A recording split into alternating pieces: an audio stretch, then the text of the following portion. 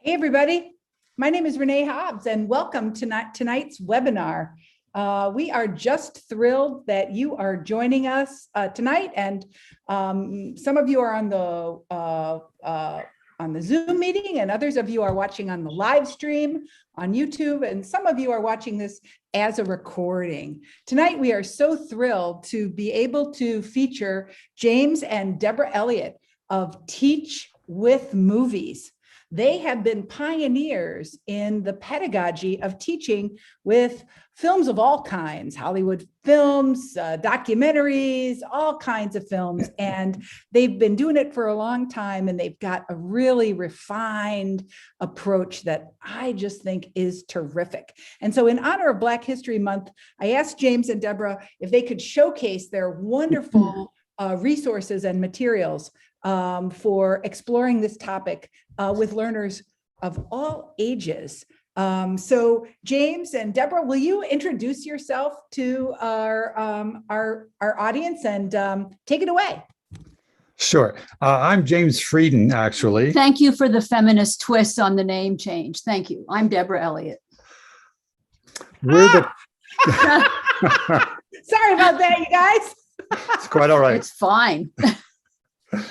We're the co-founders of teachwithmovies.org, which has been around for more than 20 years. We show teachers and homeschoolers and parents how to use film in education. And we have one basic philosophy, which is grab them by their emotions and learning will follow.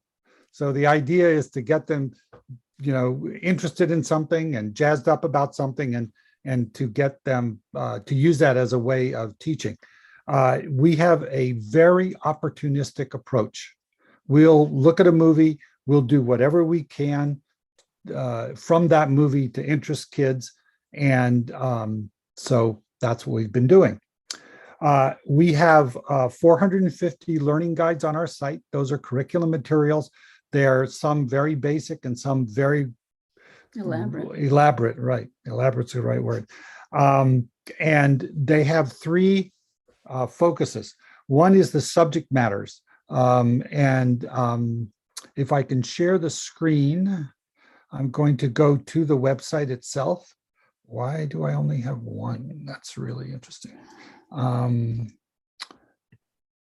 Okay, do you see the website there? Yep. Okay. Yep, it's there. So this is the Teach with Movies homepage. There are, on the homepage itself, there are various offerings. Like this is Black History Month, so we have a lot about Black history. We're going to get back to Professor Kennedy, his statement on racism, which is, I think, profound and wonderful. And we go through, you can just scroll down the website. We feature some movies that we're going to be talking, some of them we'll be talking about today. There's just, some of the just mercy. What's interesting on the website that we feature. And then if you go back to this orange thing, if it works, okay, good. We have features. So we have a welcome section for teachers and parents and some other things that people might want to, work with. We have a best of Teach with Movies, the best films for education, and it's listed out, by subject matter in high school. We have a search function, which is by title, and then by subject matter index. The subject matters are listed here. They go from aviation all the way to world history and other cultures, anything that we think might assist a teacher in various classes. It includes science, science fiction, mathematics. There are even a couple of movies about that. And we have full-length learning guides for full-length movies and learning guides for snippets and short subjects. We have worksheets for many different kinds of films. Whoops, wait a minute, I lost it there. We have on the adaptation of a novel, we have documentaries, not only informational documentaries, but documentaries that try to persuade. And these are different worksheets that you can that teachers can give to the students to read before, during, or after the film, depending upon what the teacher wants to do. We have worksheets on the hero's journey, science fiction films, works of fiction, works of historical fiction, and it just goes from there. And then, sorry, let's get this thing to work here. We have special features. We have a number of articles. We have a list of reward films. In other words, if students have been working hard on an exam or a project or whatever, and teachers want to reward them, that's fine. The point is, reward them with something that's good, that will expand their horizons and help them out. We also have a section on set up the sub, which basically is the one movie that we have on that, if I can get there, is Castaway with Tom Hanks. And basically, the idea is you have a DVD of the film in your top drawer with the learning guide. And if you're ill or you can't go in, you have a blizzard or whatever, the substitute can just pull this out and you'll have a whole lesson. This is an ELA lesson. And then this other one is a snippet from Man on Fire, which we don't feature violent movies, but Man on Fire, this little snippet is really excellent for showing the child savior myth.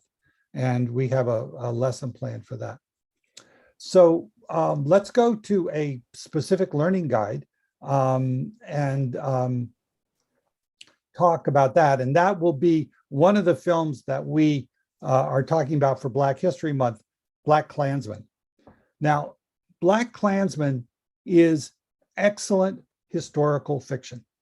There's a large part of this movie that is goes really very carefully through the story of a Black detective, Ron Stallworth, who could speak white and who got David Duke, the head of the Ku Klux Klan, on the phone, convinced him that he was a fellow traveler, and actually had wonderful conversations with Mr. Duke, got him to allow Mr. Stallworth to be the first Black person who was a member of the KKK. And I mean, the scenes in the film, I read Mr. Stallworth's biography, and the scenes in the film are taken right out of the biography. So for example, there are a couple of scenes in the film where he's talking to Duke on the phone, and him and various white officers are listening in to the conversation, and they're just dying of laughter, and they're kept to stifle their guffaws so that Mr. Duke won't hear them over the phone. And this happened. I mean, and it's shown in the film, and it's hilarious. That's Spike Lee. We have a subtitle here: Spike Lee's Ode to Integration, or Americans Together Laughing at the KKK. Now, there's another section of the movie that is fictional, but everything that is fictional in the movie, this is the bombing part of the film, is taken directly from things that happened, or that, or could have happened, or within character. So, I mean, we don't really dwell on it, but in the late 50s and 60s, there were multiple KKK bombings. Not only the bombing of the little children in the church killed in Birmingham that killed 4 children, but the all over, and and also murders. Not only Medgar Evers, and not only the 4 young men who were put into the levee in Mississippi, but many all over the South. And the KKK was very active. And in 2017, when we wrote this guide, there were I think it was 77 active KKK chapters in the United States. So this is not, something that's just, we're talking about history. In any case, we have a really funny comedy here that can teach. So, or teachers can use to teach. So every guide has this section that you're seeing here with subjects, social subjects, meaning substantive subjects, US history and culture to the present, the African-American experience and civil rights, but also almost every film has a social emotional learning component, in this case, human rights and justice, and a moral ethical emphasis using the 6 pillars of character counts. Then we have age, this is got an R rating, but we recommend it for 13 plus because it's just really good for learning. Almost every guide has a benefits section that tells people, teachers mostly, how to, the benefits you can get from the film. A parenting point section for parents, selected awards and cast, so you can find out if it's an Academy Award winner or whatever. Tips on using the movie in the classroom, discussion questions with suggested responses, assignments and projects, and links to the internet, and usually bibliography. This actually should have a bibliography because I've read Mr. Stallworth's books, and I think another one, and I don't know why I didn't put it in there, but I need to, right? Then each guide has movie worksheets. Here, film study worksheet for a work of historical fiction, and a worksheet for cinematic and theatrical elements and their effects, so that kids can learn really, how to watch a movie and what the movie maker is doing, what the music does, that kind of thing. And so moving into the guide, there's a description section. Spike Lee's take on the story of a Colorado Springs first Black police detective, Ron Stallworth. And it goes in and just describes the movie. And our view of it here, it's an excellent example of historical fiction. I mean, there are things moved around as any historical fiction will do, but it's all really consistent with the history. We're going to talk about 3 movies tonight: Black Klansmen, Hidden Figures, and Selma. The 2, Black Klansmen and Hidden Figures, are excellent historical fiction. Selma has deep problems, and we show in our guide on Selma how to turn those problems into a tremendous strength. I hope we'll have time to get to it. Okay, so then we have a section on benefits, as I indicated, a comedic but accurate description of just a few of the evils of white supremacy and the KKK. And we just described for every film what the benefits are, our parenting points, and how to use it in the classroom. So in this case, we suggest that before watching the movie, the teacher tell children that there are 3 characters who really work here, who were real people. There's Ron Stallworth, the detective. There's David Duke, and I won't characterize him because I don't want to use profanity. And there is Stokely Carmichael, who is the Black Power counterweight to the KKK in the movie. Spike Lee doesn't really particularly like either of them, though he likes Stokely Carmichael a lot more. And then there's some minor characters, the police chief and the sergeant and various detectives.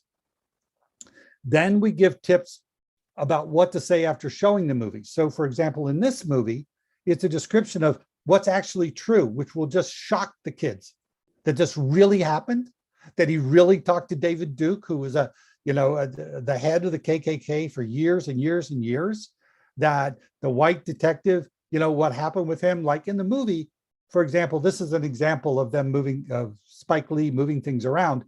In the movie, the white detectives are Jewish. That did not happen. The white detective was Christian in reality. However, Stallworth was in frequent contact with the Anti-Defamation League of the B'nai B'rith, because Duke would tell Stallworth what they were going to do in various cities in the future. And Stallworth, the detective, would call around and say, hey, KKK is going to be in your city on such and such a date doing such and such a thing. And if what Duke was doing was anti-Semitic, he would call the Anti-Defamation League of the B'nai B'rith. So there was really, just a lot of cooperation. So we've got, and then there was a scene in the movie where Stallworth is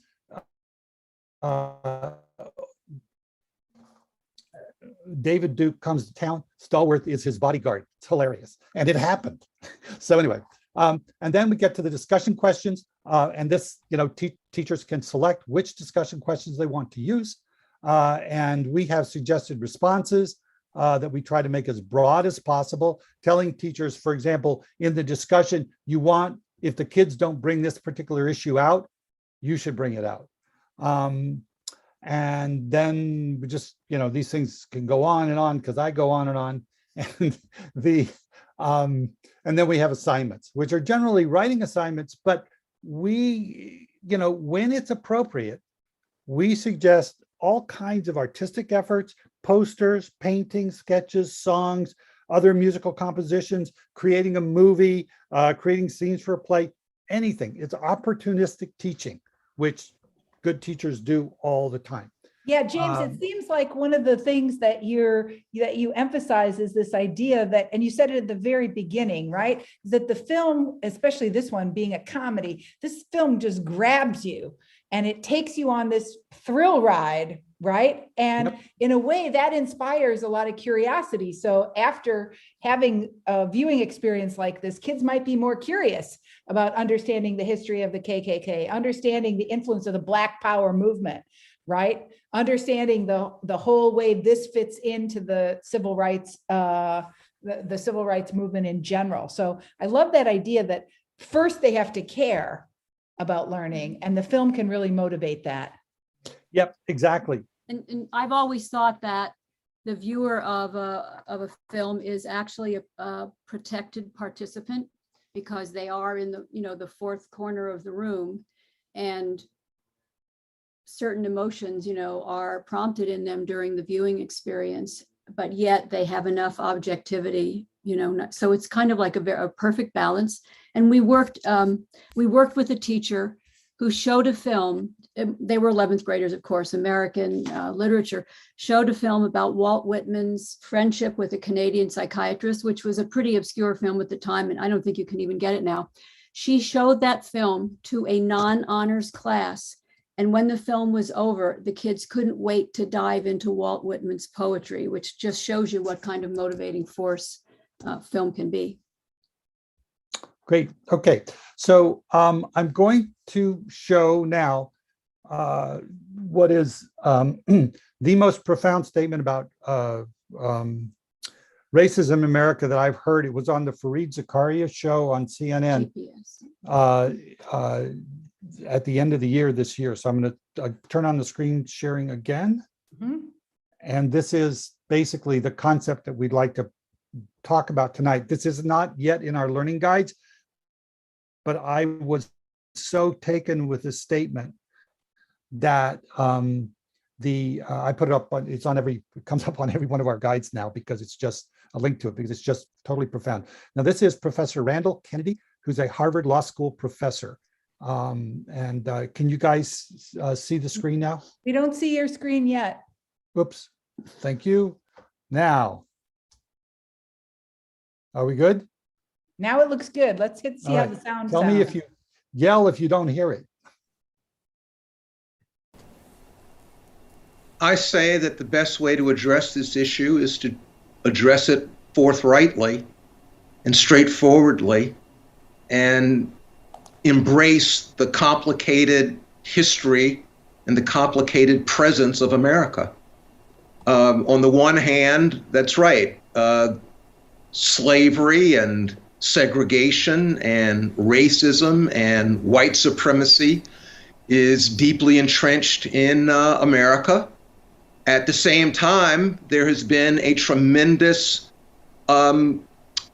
alternative tradition, a tradition against slavery, a tradition against segregation, a tradition against racism. I mean, after all, in the past 25 years, the United States of America has seen an African-American president.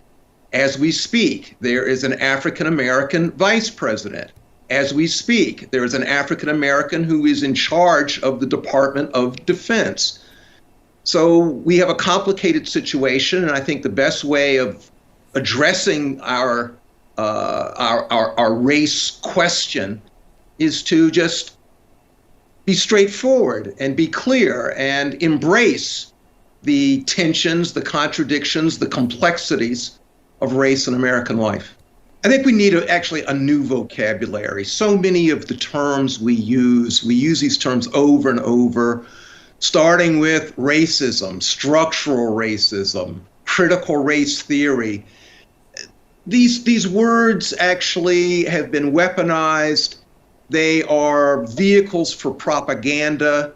I think we would be better off if we were more concrete. We talked about real problems, and we actually used a language that got us away from these overused terms that actually don't mean that much.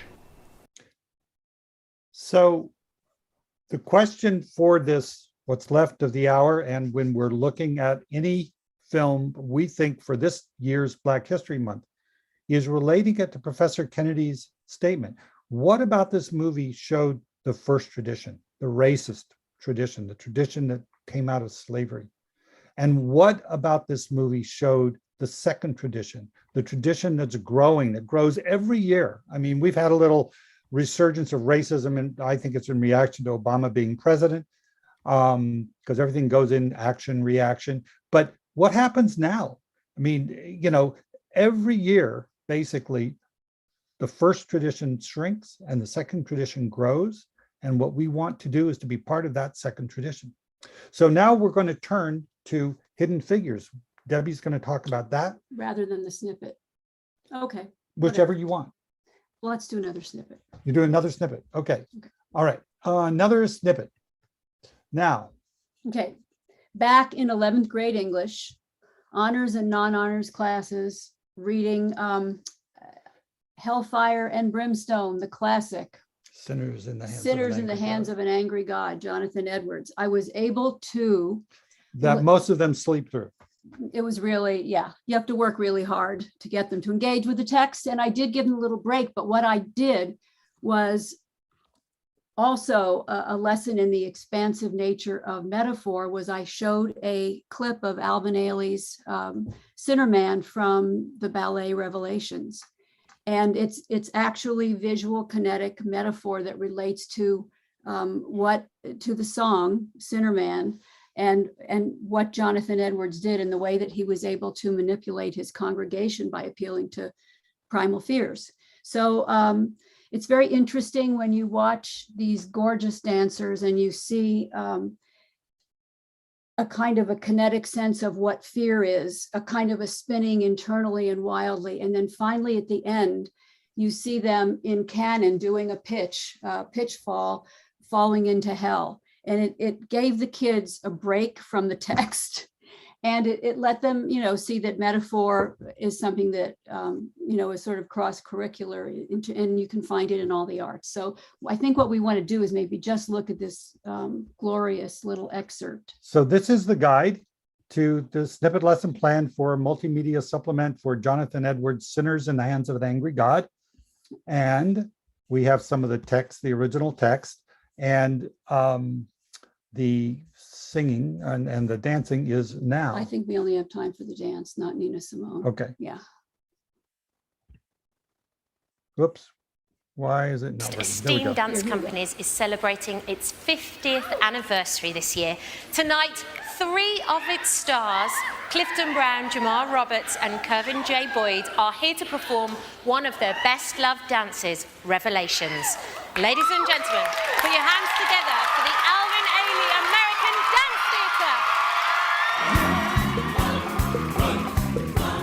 Run to the rock, rock, won't you hide me? Run to the rock, rock, won't you hide me? Run to the rock, rock, won't you hide me? All on that day. The Lord said, cinnamon, rock will be a melting. The Lord said, cinnamon, the rock will be a melting. The Lord said, cinnamon, the rock will be a melting. All on that day. Run to the sea, sea, won't you hide me? Run to the sea, sea, won't you hide me?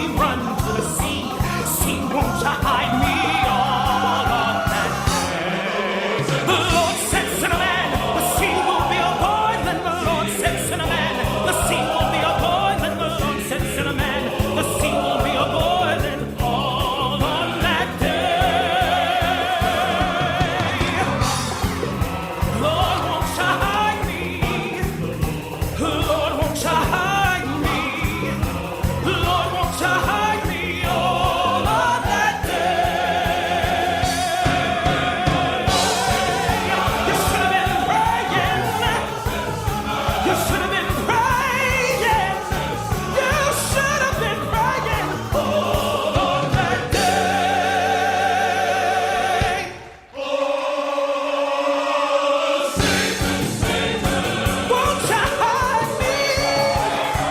Won't you hide me? Won't you hide me?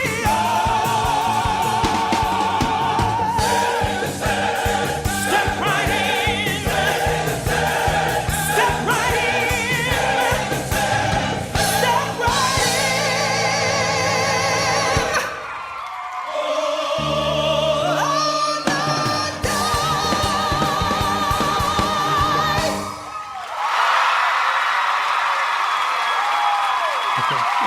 I get chills every time I see this. It's just so gorgeous. And there's a link then. Black culture is indissoluble from American culture. And so I was able to, create this link between a crazy Puritan sermon and an African-American choreographer. And I actually started this class because we all know if you ask the kids about themselves and it's something that they, they're very interested in their own lives, like all of us. So I asked them if they, when they were falling asleep, did they ever have this sort of startling thing where they jerk back awake? It's called a hypnic jerk. And one of the theories is it comes from when our common ancestor with the great apes, because we're great apes, but we're human, had to be very vigilant and careful when they were sleeping in the trees, because if they fell, that was death. So we do seem to have a kind of an innate fear of falling. Some of us can attest to that. We have a fear of being burned. Anyone who's ever been burned at the stove or, can only imagine how horrific it must be able to die by burning, or being swallowed by a huge animal. That's in the Bible, and Edwards talks about it, and that's how he gets to his congregants, to make them, to put the fear of God into them, so to speak, by appealing to their to primal fears. So that was much more successful class on Jonathan Edwards than I ever could have imagined. Okay. So can you guys hear us, or we're there? Yeah. Okay, Yeah. good. All right, so the next chapter, and thinking about the two traditions in American life, is the film Hidden Figures, and Debbie's going to talk about that. And I'll put just a little picture of the guide up on the screen while she talks. Okay, well, yeah, reading. You don't have to, you use this if you don't want to. It's up to No, you. I'll use it. Okay. Okay, this film is interesting, so well crafted, so beautifully done, because it sort of takes this idea of the forward flow of progress and inclusion and the backwards kick, into retrograde thinking and racism. And what it does, and what you see happen in many movies, is that this is embodied in the character arc of three of the characters in the film. Have you all seen it? Have you all seen Hidden Figures? Oh, many. We'll have. ask people to put their answers in the chat. If you guys Oh, have okay, seen sorry. Figures, let me know. So that when it opens, right, you see Katherine Johnson as a little girl, and how her parents moved all around to get good education for her and for her siblings. And then the opening scene, next we see their adults, the three women who were real figures, but they weren't in real life close friends. They just worked together. The car breaks down. They're trying desperately to get it to start again. It's funny too. And then a cop comes up with the siren and horn, wailing, and he's sort of initially threatening, like, what are you doing here? And what's this all about? And then they let him know that they work for, it was NACA then, wasn't it? No, It was NASA already. Okay, and that they have to get there because they're working on something that's important for the space race. And you could just see the cop, the white cop, whose hatred of commies and fear of being bested by communist Soviet Union is greater than his whatever prejudice he might have about black women, especially black women who work at NASA. And so he winds up offering to give them an escort to work. So you see very quickly, you see that shift in the character, representing a more progressive, a more egalitarian view. So there are some facts that don't match what happens in the film, but I think they're fine because what they do is they form composite characters. They conflate some things. One of the outbursts about having to use the colored bathroom is actually, it was another one of the women who actually went through that. But we see two other we see one character who remains, he starts out, he's Al, he's the head of the space program at NASA. And he starts out just being colorblind, quote unquote. He just wants the good work. Show me your work. You know, she goes in, Katherine Johnson goes into a workroom with all these white guys with their white shirts and their ties. And she's the only, there's one other woman in there at the desk. She's a white woman. And they're looking at her like, what are you doing here? What planet did you come from? Although Al, who is the head of the whole division, is just about let's get the work done. But what he even progresses, there's even an arc in his character because he goes from being kind of neutral, just show me the work, just the facts, ma'am. At the end, he's actually taking a sledgehammer and knocking down, knocking down the colored bathroom sign when he hears what his Black female employees have been going through. So, and then Mrs. Was her name Mackenzie or Miller, the white woman who is very snide and condescending, the supervisor to Dorothy Vaughan, who is Octavia Spencer.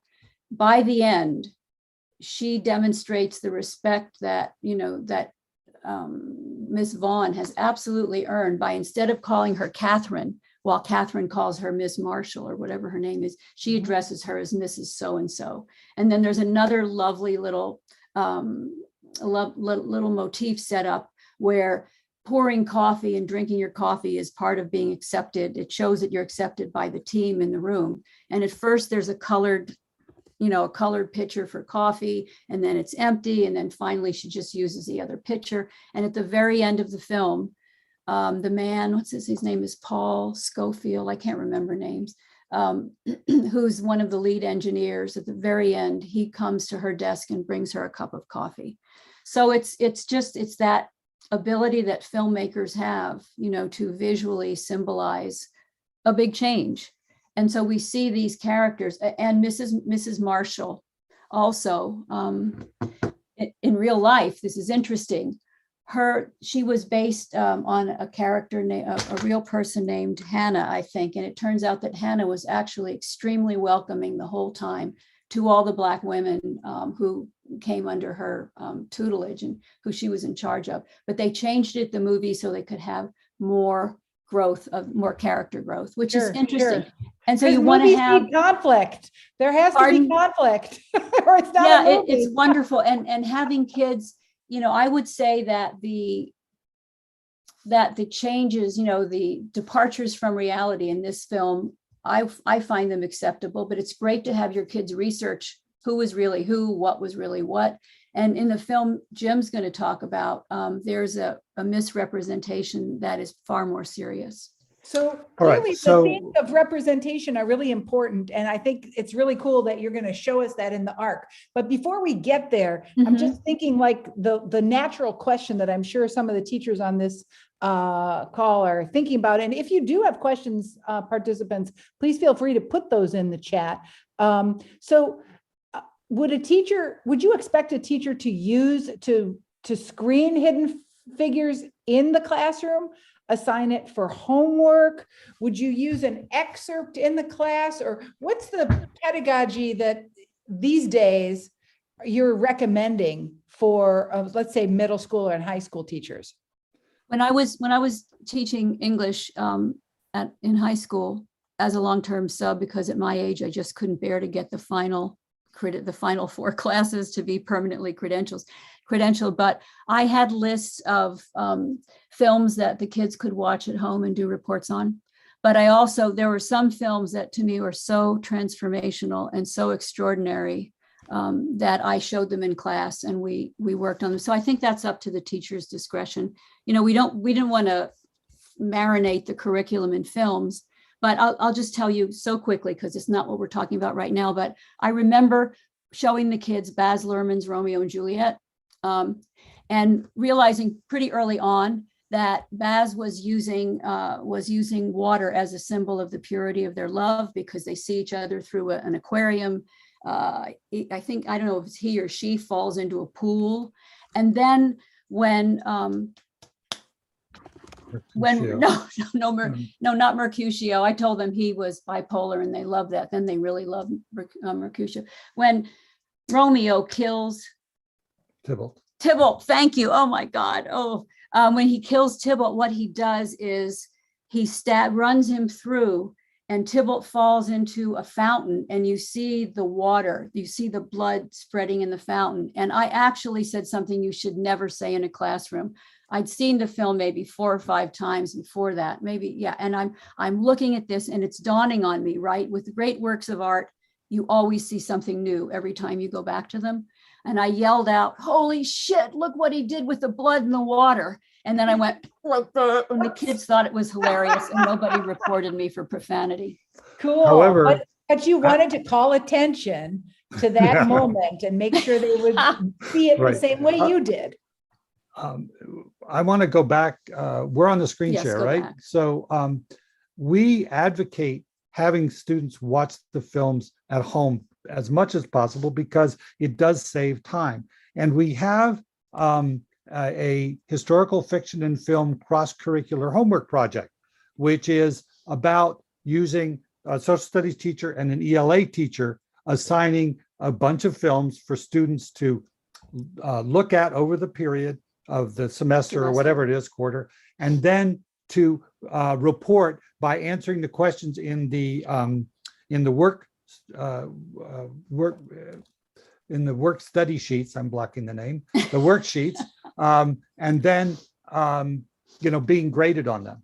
So the Cool. students have a whole panoply of films that are recommended, and those films you can get from our site. And then the ELA teacher can also use them to talk about historical Nice. fiction. So these films are cross-curricular. There's always a story part. We also have a project for ELA teachers, because when students have the feeling, they're reading a short story, they're reading a novel, this is not their art. Their art these days is film. And if you relate film to the novel and to stories, then and show that the movies use the elements of fiction in the movie. So what we have also is another homework project where in an ELA class, students will be assigned a number of movies to watch, to fill out a worksheet that shows that the movie has plot, it has denouement, it has all of those elements of fiction, character development, it has all those things. And then can get an appreciation for the movies that they watch, for the art that they watch. And you can do it with television programs as well, because they all have the story arc, they all have the elements of fiction. So we definitely suggest that it's a way to extend the class period. So the question then, going back to Professor Kennedy and the 2 traditions, is I'd like to hear from people in the class, if we could, what they think about that idea, about whether that's a valid analysis by Professor Kennedy. It struck me very strongly. I grew up in the South, in the deep South, and I saw segregation firsthand, and I've been dealing with it, trying to understand it all my life, and this really was a revelation to me. But I'm very interested in what other people think about it. Does it strike home to them? Is there another, maybe a third tradition? Is there some other thought? Let's see what people have to say about that. I feel like the tradition number 1 is the tradition of racism in all its ugly brutality, right? Yes. So we're talking about Slavery, Jim Crow, police brutality in killing unarmed African Americans, right? All of it, the past, Yes. the present, and the future of racism. And then the other tradition is the tradition of civil rights and of social justice. Is that I- the idea there? Right. I'm trying to understand a pithy way to say that. And I think I was thinking about the tradition of inclusion, but I don't like that because that means inviting people in. And these people, They're already here. they're here. There are people. So I'm thinking it's the tradition of recognition. Recognition of humanity, common humanity. Hmm. Unmute your microphone and weigh in on Randall Kennedy's two contrasting traditions. What do you like about that idea? What doesn't make sense? The one thing that I was confused about, James, was the idea that we need a new vocabulary. And because those words have become weaponized, I thought that was intriguing. I think it is true that those words can be used as critical race theory we've seen now for the last year, over the last year, has definitely been used as a weapon to silence teachers. I would love for someone to talk about the vocabulary because I am at a loss for a new vocabulary. I know that Professor Kennedy wrote a book, which I have, which I intend to read about it. Yes, I'd love some new vocabulary. What about caste? There's that book Caste. I mean, caste has existed in almost every society. Oh yeah, in history. Wilkerson's book on caste. That was I want to read that. fascinating. Yeah, yeah. Well, and the concept of white privilege, I think, is a new vocabulary for a lot of people, right? As they start to appreciate that in order for us to understand racism, we also have to understand privilege, right? So that concept has been very useful to me. Oh, that I'm interested to hear that, because to me, privilege always connotes a smaller group, and that we had white privilege in South Africa, and here we just had oppression of Black people. But I'm sure the phrase is much more flexible. White privilege, right?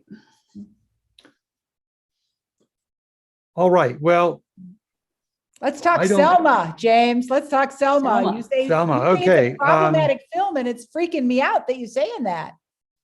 yes. Well, Selma Why? is Why? a very interesting movie. Okay, so Selma tells the story of the Voting Rights Act of 1965.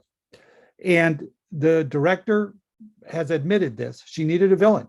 A foil, yeah. And so she chose LBJ as a villain. And the director was a Black woman, a woman that Very famous. she's Duvernay. quite famous now. And she's somebody that I admire in many other ways. But she, not in this, because what she did, and this is an example of bad historical fiction, what she did was she turned LBJ's contribution to the Voting Rights Act on its head and made him a resistor instead of a protagonist.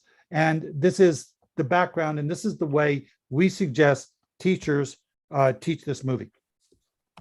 So one of the basic this is a way to teach satyagraha, which is nonviolent direct action. Now, the 20th century had two major innovations for social change. One was terrorism, which has been singularly ineffective in actually making change. The other is nonviolent direct action, which has been extremely effective in change all over the world, in countries like the Soviet Union, the Philippines, the United States, all over the world. There's websites that talk about this, many, many instances. And satyagraha, or nonviolent direct action, has a number of principles. And one of the principles is that the protesters will appeal to a basic core value of the society. And they will contrast that with the oppression that they're suffering from.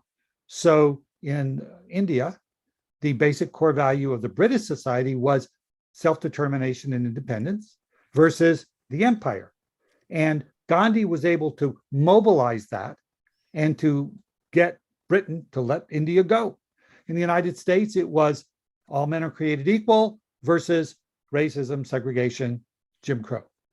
And what satyagraha does, what nonviolent direct action does, not only does it work on the people, it changes because it changes the political environment. So from 1954 to 1958, The political environment in the United States was changing, and it was not acceptable for a national leader to be in favor of segregation. In 1958, Lyndon Johnson, who had never supported a civil rights bill previously, wanted to run for president. He needed to change. Now, the other part of this element of satyagraha is that, or nonviolent direct action, is that leaders will change. They'll see that the protesters are actually speaking to the important core value, and that what they're protesting is not an important value.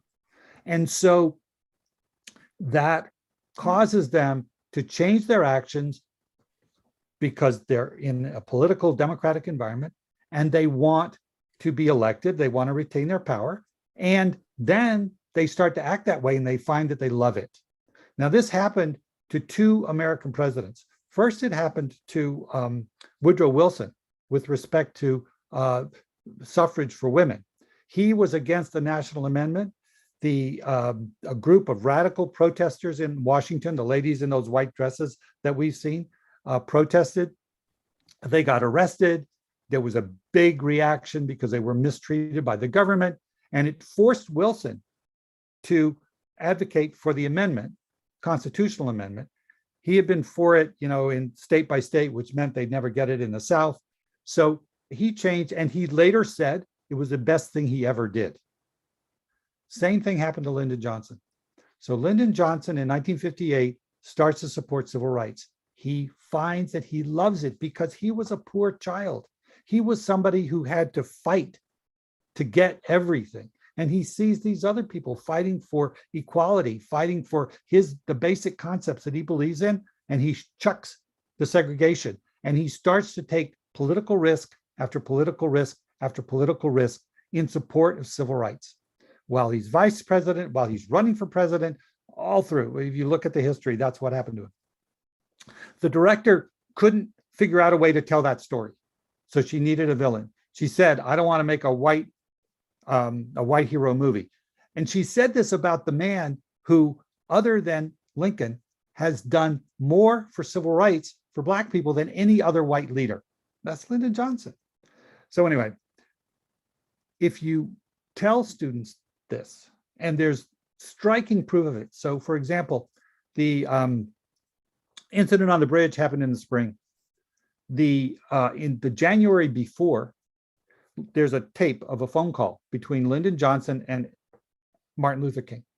Johnson is saying to King, go down to Selma, make an incident happen, publicize it, and I'll get the Voting Rights Act through. Let's work. They're working together, which is a striking thing. You have this protest leader and the president of the country working together to make change. Now, according to the movie, Johnson's resisting all the way until the bill is passed, which is just not true. So, and we have a transcript of that phone call on the website in the guide. But if you tell children this isn't a true part of the movie, and that really what she missed was this business about the leaders and how nonviolent direct action works on the leaders. And what was Martin Luther King thinking? He's got the president of the United States on the phone. He knows all the theory of nonviolent mass action, all right? And so he sees exactly what's happening. And this phone call is tremendous because it's LBJ directing MLK, do this. They were thinking they'd have an incident like a professor, well-known professor, Black professor, law school professor, goes down and tries to take the test that they would give to Black, the registrars of voters would give to Black voters to say, no, you don't know enough, can't vote if you don't pass the test. Of course, they wouldn't give the test to the whites, they give it to the Blacks and fail them and restrict voting that way. Do something like that. They had no idea it would be violent. But in any case, use that. This isn't the opportunity, the opportunism, right? Use that for the purpose of allowing children to watch this film. Now, this is a reasonably good, there's a lot of good history in this film. The portrayal of Dr. King is reasonably good. Nobody can be like Dr. King.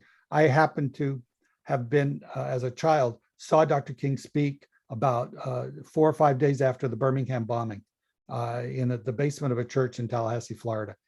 He was amazing. No actor could be required to do that. However, James. So now I feel like I have a question. Now I really have a question, because what an interesting, so you have a personal life history experience with Dr. Martin Luther King. And as you were explaining your frustration with this film and the way it misrepresents LBJ, I totally understand how, you know how they say that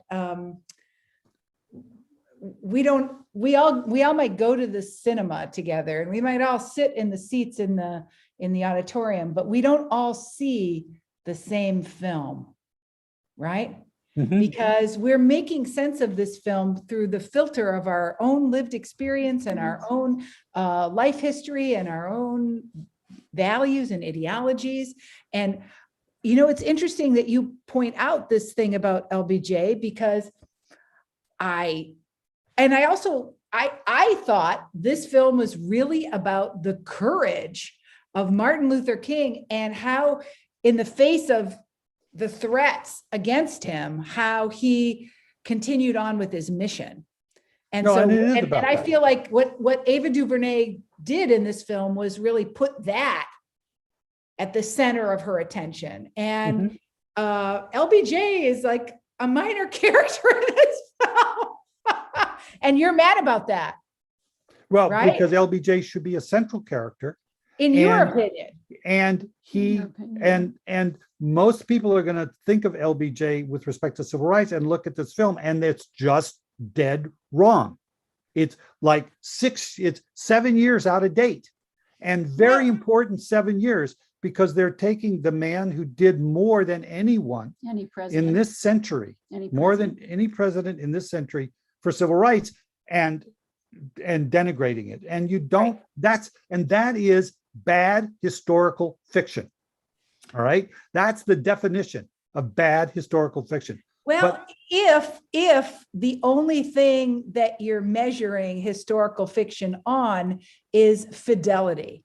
And I do think that we understand sometimes, and you said it earlier, sometimes you can futz around with the details and tell the larger truth. Now, the larger truth Ava DuVernay wanted to tell was not the same truth that it was important to you. But in telling the larger truth, you can't misrepresent other important truths. And I think that's you're talking about social studies classes and ELA classes. The cross-curricular message is, this is not good historical fiction, because she told something that wasn't true. And her reason for it also was horrible. It was, I don't want to make another white hero picture, I mean. And why is that horrible? Because it's racist. It's racist, right? And it denigrates the second tradition, because LBJ is a great proponent of the second tradition. There's a lot of strength in this movie. There's a lot of good historical portrayals in this movie. And people are going to see it, and they should see it. But if you're a teacher and you want to show it to a class, and you want to teach a class, you can teach two really important things.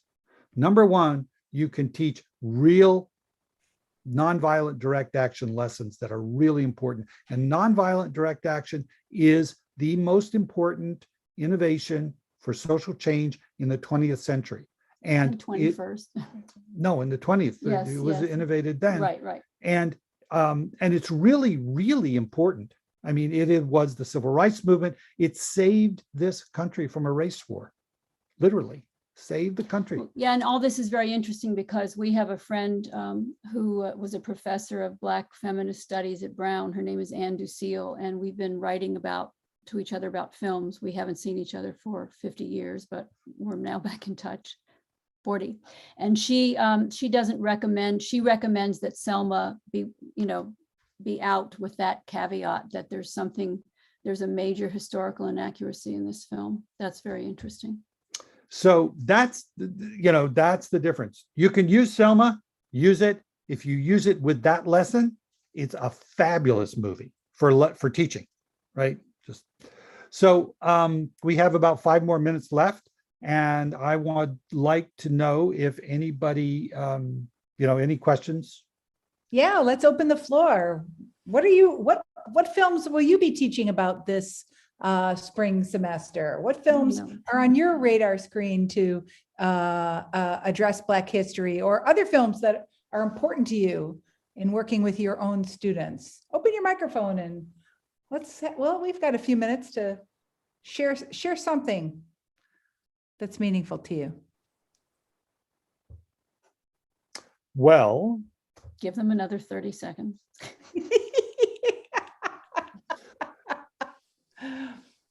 we can, all right. From the Rain. Is she saying? Ida B. Wells. Oh, Ida B. Wells. excellent. Yeah. Are there Yeah, any? Wild Women Don't Have the Blues. Thanks for good. sharing, Lorraine. Good, thank you. Is that a movie? Yeah, it sounds like it. Is it? Free Angela Angela Davis, another really good one. Oh, Dope Sick. Oh, what an interesting idea, Eki. I think that is intriguing. There are great movies about alcoholism. We have some on our site about drug use. And it's really helpful to kids. About codependence, we have a whole section on codependence. You can teach it. It's just really, really great. Okay, thank you very much. Okay, cool. Okay, no, Toni Morrison, Pieces I Oh, this Am. is great. Great suggestions coming up in the chat here. Chisholm 72. I loved that film. Oh my God. Oh, who was the actress who played Shirley Chisholm? She was amazing. That was an excellent film. Great. I really love that film. Thank you. I have another film, a novel that I wanted every 9th grader in the school to read, and we were talking about putting it into the curriculum, is Kindred by Octavia Butler. No, is that her name? Debbie, yes. Because she was the African-American sci-fi writer, a woman who wrote science fiction, right? Well, she did. Kindred I just read, is going to be turned into a movie, and I'm really glad because the book was fascinating. It's about a young Black woman in Berkeley who's married to a white man who time travels, and goes back to the days of slavery at the plantation where her, and then eventually her husband goes through the wormhole with her, and they are some big companies turning it into a movie, which is great. I still think every kid in high school should read the book. So Nice. last comment is, last screen share is something that also actually relates to Black History Month in a way, because this is a film that Debbie and I produced because we live in Los Angeles. You've got to produce a film if you live in Los Angeles. It's 23 minutes. It's on the web. Like Teach with Movies, it's entirely free. And it tells the story of this young Black girl who happens to be the great grandniece of Cesar Chavez. And she is an activist. And Chavez, it turns out, was a relentless moral leader. When it was not popular, he was for gay rights. He was for women. He helped women and put women forward in the union tremendously. And he was actually a vegan for the animals towards the end of his life. And the environment. And his health. This young girl is a vegan activist.